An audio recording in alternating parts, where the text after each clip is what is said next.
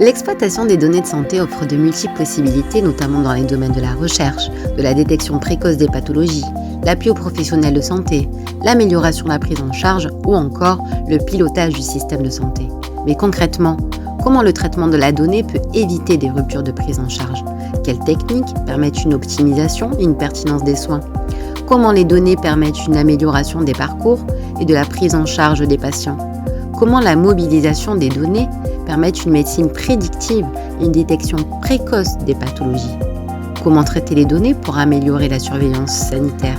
À l'occasion de ces podcasts, le Health Data Hub vous présentera des initiatives de terrain qui ont rejoint sa plateforme technologique, dans la double volonté de valoriser des projets co-construits de façon interdisciplinaire entre start-up, structures de soins, associations de patients et universités, et de présenter la forte valeur ajoutée de ces initiatives pour le patient usager, les professionnels de santé et in fine dans l'amélioration du système de santé.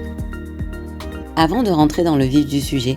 pouvez-vous nous rappeler en quelques chiffres les enjeux autour du traumatisme crânien? Alors, ce que nous avons constaté à l'UNFTC et dans nos associations départementales, ce sont des parcours de soins de personnes traumatisées crâniennes très hiérarchiques, avec des ruptures, avec des familles qui recherchent le spécialiste, la bonne consultation au bon endroit. Marie-Christine Casals, membre de l'Union nationale des associations de familles de traumatisés crâniens et cérébrolésés. Alors, hormis quelques lieux en France où vraiment les gens, à la sortie des centres de rééducation, sont pris en charge et vraiment suivis correctement, on voit beaucoup de personnes qui ont échappé justement à un parcours harmonieux. Xavier de Boissezon, professeur de médecine physique et de réadaptation au CHU de Toulouse et directeur du projet Absoren. L'idée du projet Absoren, c'est d'aller chercher dans les données de soins des patients d'hier des informations pour reconstruire le parcours de soins, les analyser et voir comment on aurait pu repérer des patients qui vont être perdus de vue, qui vont sortir du parcours de soins, comment on aurait pu les repérer pour les suivre de manière très personnalisée. Ce qu'on attend d'Absoren, justement, c'est de comprendre pourquoi ces personnes ont décroché, à quel moment, quelle a été la faille dans le système de santé, d'autant que les traumatisés crâniens doivent être suivis sur leur parcours de soins tout au long de leur vie, puisqu'ils ont des séquelles qui sont de différents ordres cognitifs, motrices, sensorielles, qui évoluent, donc il faut vraiment les suivre, les accompagner, et d'autant que ce parcours de santé au sens strict de la santé va aussi impacter toute leur vie sociale, amicale. On attend vraiment qu'il n'y ait plus de rupture dans ce parcours de soins.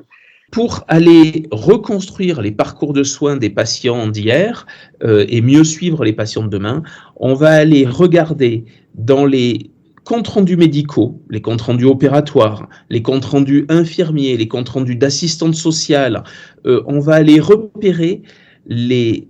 éléments, les signaux faibles qui font que ces patients sont à risque de décrocher du parcours de soins et d'être perdus de vue. Et on fait ça en allant analyser très finement le profil des patients, les facteurs souvent sociaux, les facteurs éducatifs des patients, le type de séquelles qu'ils ont de leur traumatisme crânien pour aller repérer ces patients à risque de décrochage. Et on le fait en allant lire dans les comptes rendus médicaux, avec une intelligence artificielle qui va d'une part faire un système expert de repérage de mots-clés, mais aussi des réseaux de neurones qui vont aller faire une analyse plus globale du topic modeling sur les données textuelles des patients, qui vont aller repérer ces signaux faibles qui nous indiquent que ces patients sont à risque de décrochage. Et une fois qu'on a bien caractérisé sur les 50 000 patients qui sont passés au CHU de Toulouse dans les dernières années, une fois qu'on aura bien profilé les patients à risque de décrochage et ceux qui ne sont pas à risque de décrochage, on va aller reconstruire la totalité du parcours de soins en prenant les données du CHU de Toulouse et en les associant aux données du SNDS, qui seront transférées dans un espace projet du HDH L'élément clé de la réussite, ça sera d'une part pour les patients d'identifier très précocement ceux qui vont décrocher de leur parcours de soins, et d'autre part, au niveau plus sociétal, de faire une amélioration médico-économique en réduisant les coûts et les parcours de soins qui sont erratiques, qui sont multiples, désorganisés et qui en fait coûtent très cher à la société. Quels sont les partenaires du projet Apsoren ? Le Health Data Hub accompagne Apsoren pour les démarches réglementaires, pour regrouper les données et les chaîner avec les données médico-économiques. Il accompagne Apsoren pour mettre en place des modèles d'exploration des données. Et puis après, nous allons travailler avec Apsoren pour discuter de l'intégration de ces données au catalogue du Health Data Hub.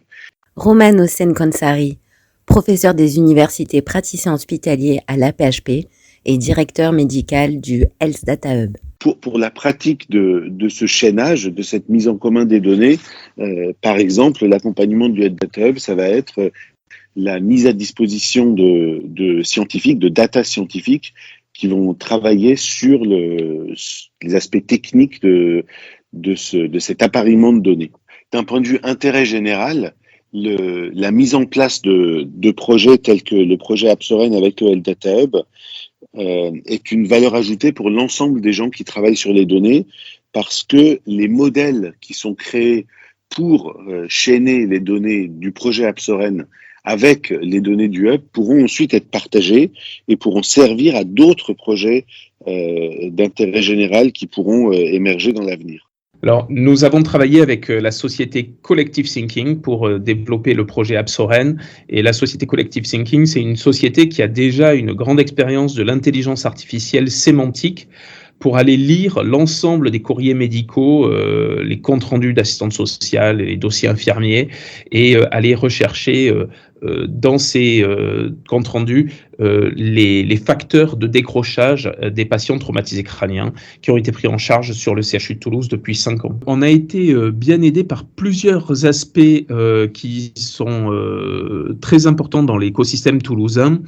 D'une part, le CHU de Toulouse a développé une cellule Big Data qui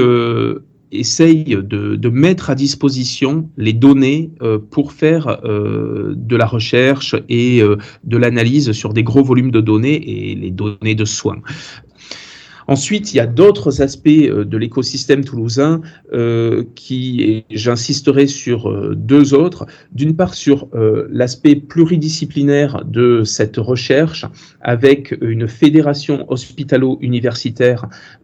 sur les handicaps neuropsychiatriques et sensoriels, qui regroupe finalement différentes forces de recherche qui sont au CHU et puis dans des structures INSERM ou CNRS qui vont s'intéresser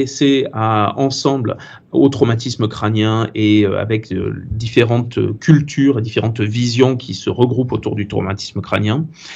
Et le troisième élément, c'est le fait d'avoir mis au cœur du projet les patients eux-mêmes et les associations de patients, et en particulier l'AFTC et l'UNAFTC, l'Union nationale des associations de familles de patients traumatisés crâniens. Avec près de 150 000 nouveaux cas par an, et 20% de patients aux séquelles graves, le traumatisme crânien est devenu un véritable enjeu de santé publique. Le projet Apsoren est le premier à reconstruire des parcours de soins à partir des données massives dans le but d'identifier les patients traumatisés crâniens à risque de décrochage. Il vise à modéliser les parcours de soins des patients traumatisés crâniens afin de repérer les risques de mauvaise prise en charge et d'offrir aux patients de demain un suivi adapté, personnalisé, qui permet une véritable amélioration de la qualité de vie des patients traumatisés crâniens, mais également de leur entourage.